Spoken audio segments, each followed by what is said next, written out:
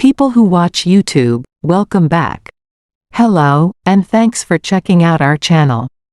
On it, we talk in depth about topics that are important to our spiritual and daily lives. If you are new to this site, you must click the bell icon and the follow button right away to make sure you are always up to date. The topic we will talk about today is 5 clues to spot a Christian narcissist, and it is both very insightful and very important. The goal of this conversation is to help you understand and make sense of the relationships in the church and in your spiritual group. Prepare your Bible and find a comfy position. Now let's begin. Selfishness and not caring about other people are 2 traits that are often linked to the word narcissism. It is important to remember, though, that narcissists can be found in Christian groups as well. It is possible for a Christian narcissist to hide the fact that they are narcissistic by using religious language and acting in religious ways, which makes them harder to spot. There are 5 signs that will help you tell if a Christian is a narcissist. 1. Being righteous and acting in a religious way. An over-the-top sense of right and wrong is one of the first signs that can be seen. A Christian ego often thinks they are better than everyone else in terms of morals and religion, which can be a bad trait. It's possible that they always judge themselves by how they compare to others, making themselves look like the best Christians ever. Along with their sense of self-righteousness, people often judge others who they think are less holy or committed. Real Christian humility, on the other hand, means being aware of your own flaws while also showing kindness to others. Luke chapter 18, 9-14 tells the story of the Pharisee and the tax collector. It shows that real faith is not about putting yourself above others, but about being humble and sorry. 2. The use of the Bible to trick people. People who are Christian narcissists often use the Bible to further their own agenda. They may use Bible quotes carefully to explain their actions or to control and sway other people. This action twists the message of the gospel, changing it into a way to get something for yourself instead of a way to pass on God's love and truth to future generations. To use Ephesians chapter 5:22, which says, "Wives, submit to your own husbands, as to the Lord," as an example, they could demand that people submit and obey their husbands. But they didn't think about the other way around commandment for husbands to love their wives selflessly, just like Christ loves the church. Ephesians chapter 5:25. In order to teach people to love and respect each other, true Christian teaching uses all of the advice found in the Bible. 3. A failure to show real warmth and understanding. Even though a Christian narcissist might do charitable things or public acts of kindness, the person they are helping often doesn't really feel love for them. Most of the time, they do kind things out of self-interest, hoping to improve their own image or get other people to like them. Although they may volunteer for public jobs in the church, it's because they want to be noticed, not because they really care about these people's well-being. Love and understanding are at the heart of real Christian compassion, as Jesus' teachings and deeds show. Matthew chapter 25:35-40 tells us not to seek praise for ourselves but to serve others without expecting anything in return and to look for Christ in those we help. 4. Charming on the outside but controlling on the inside. Narcissists who say they are Christian can be charming and charismatic, and their apparent enthusiasm and commitment can make people want to be with them. This beauty, on the other hand, often hides a person's need to control and manipulate others. People with this trait may use their charm to control and dominate others, hoping that in return they will get unwavering support and agreement. There is a big difference between this behavior and the kind of servant leadership that Jesus showed. It is not about having power and control over other people that makes you great in Jesus' kingdom. As taught in Matthew chapter 20, 25-28. Instead, being great means helping other people. 5. Not wanting to admit you did something wrong or ask for forgiveness. One thing that makes someone narcissistic is that they can't take blame or ask for forgiveness. People who say they are Christians but are narcissists will rarely, if ever, admit their mistakes. They can put the blame on other people or make excuses for what they did to keep up the image that they are always good. There is a big problem with this refusal to change your mind because it goes against what Christians teach, which stresses humility and changing your mind. The book of 1 John chapter 1, 8-9 reminds us that to keep our faith, we need to admit our mistakes and ask for forgiveness. True Christians know how important it is to turn away from their sins and make it a point to keep a humble heart that is ready to accept their flaws. Understanding how to deal with narcissists who are Christian in your relationships. By learning these signs, you'll be better able to spot and deal with Christian narcissists. If you need more help managing these links, here are some more tips. Established limits. To protect your mental and spiritual health, it is important to set clear and healthy limits. Boundaries can help you stay away from manipulation and control. Look for help. Try to be around a faith group that is positive and supportive. To get direction, talk to well-known spiritual leaders or advisors who can give you advice and new points of view. Pray for knowledge and discernment and use discernment in your daily life. If you want to be better at seeing through people's lies and understanding what's really going on in their minds, pray to God. Focus on your spiritual growth. Put your relationship with God and spiritual growth at the top of your list of priorities. Keep your feet firmly grounded in prayer and the Bible, and make it your goal to show everyone you meet the love and humility of Christ.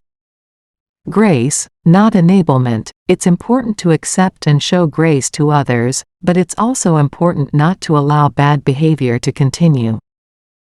Narcissists who say they are Christians should be held responsible in a kind and firm way. We appreciate you taking the time to join us today as we talk about how to spot Christian narcissists and what to say to them.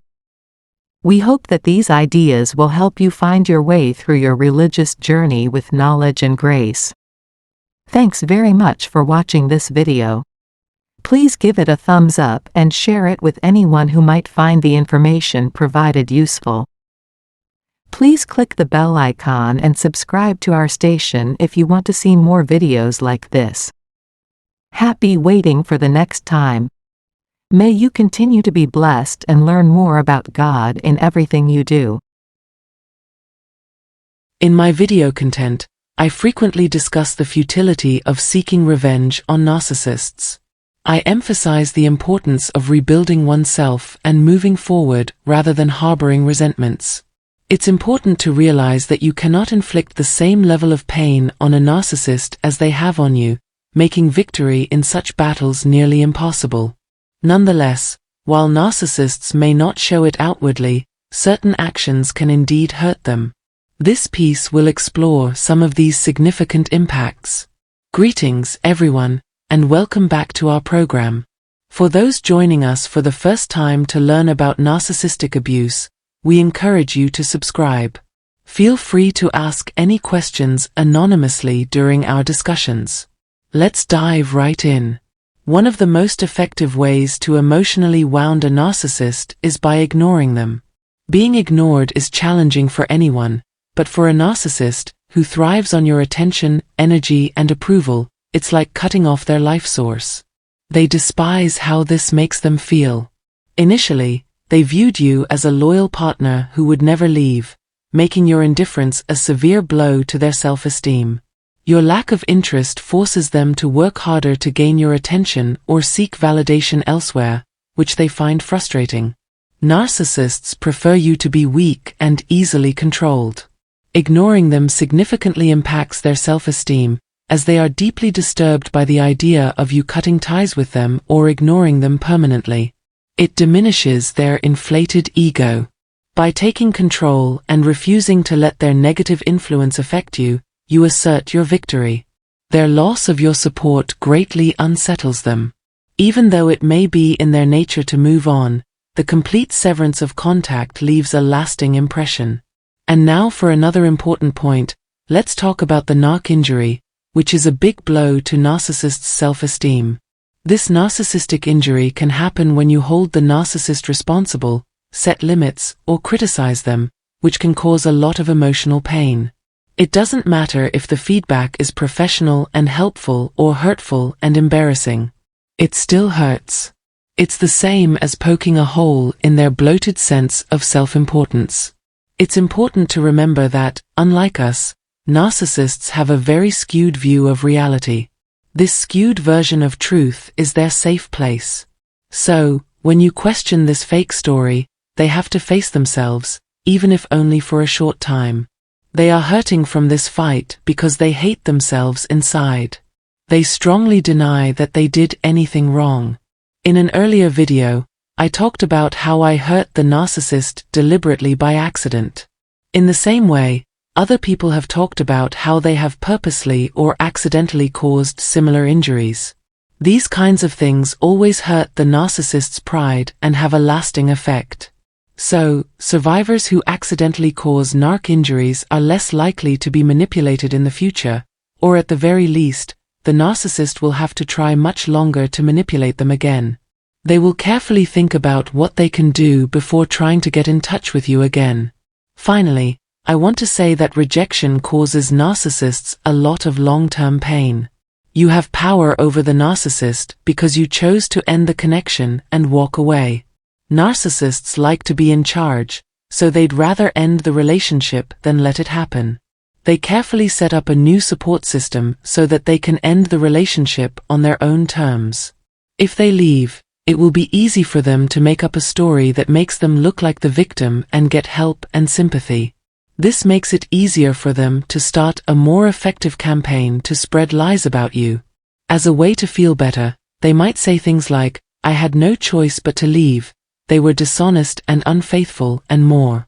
But when you break up with them, they can't use these tricks to get what they want. They might have a hard time finding someone who can help them like you did. They might look for help somewhere else, but they don't want to rely on it completely. Even though they try to trick you and play the victim, their tricks won't work once you're gone. By cutting them off, you make it harder for them to keep their home or money, which makes their problems even worse. I want to stress again that they never expect or urge you to leave and stay away on your own. These kinds of acts have a lasting effect on them and change their minds deeply. To get a better sense of this relationship, I strongly suggest that you go back and look at point number 2. Now let's talk about the fourth point, move forward. A familiar story comes out of emails, face-to-face meetings, and live chats with many survivors. I had moved on. It made me feel better. I quit dwelling on the past. Things were going well in my life. Still, they always try to pull me back in. The same process happened to me. They feel like they're getting better. Let me send them an arbitrary "I miss you" message to stop them in their tracks with pain. One of the many things about their behavior that confuses me is that my point of view doesn't match up with what they do. Even though we're giving them very little, they can't stand the thought of us going on. Isn't it strange? Even though we don't offer anything, they can't stand the thought of us going forward. Do you get it? People who are narcissists leave when they want to. You think they won't come back, so they throw me away. But just as we start to feel better, they come back. It seems like they can see a chance to trick you. They understand without thinking about it. It is, in fact, confusing. They need us or don't need us. The reasons behind their timing is still not clear. 3 months later, I was tricked again. Some say they were tricked after only 1 month of growth. It's always hard for me to understand why their timing is always off. But let's forget about my complaints. If you're happy and fulfilled in life without sexual relationships, your growth and healing in love don't matter. They try to get back into your life and stop you from moving forward as you start to heal, get better, and take charge of your life, maybe through support groups or therapy. They don't want you to be happy or successful, so I doubt they know this. Studies show that they are jealous and insecure about everything. Your leaving has a big effect on them and will stay with them forever. Let us sum up.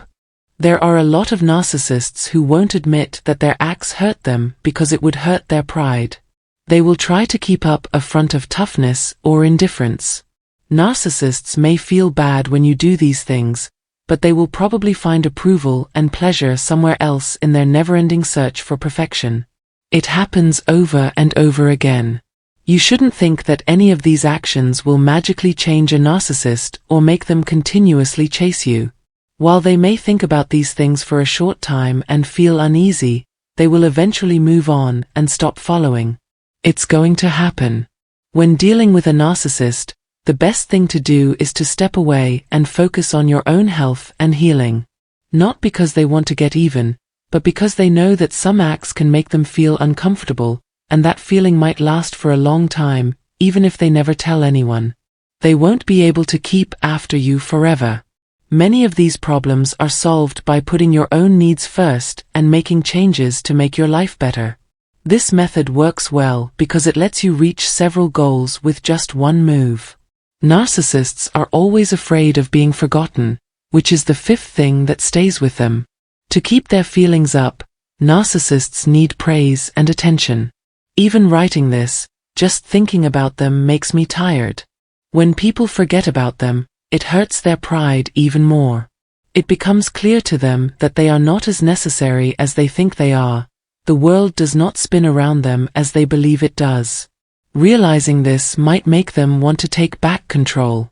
If they feel like someone is slowly pulling away from them, they may act out to get attention.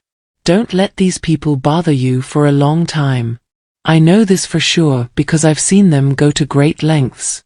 They keep coming back, even if you're not aware of it.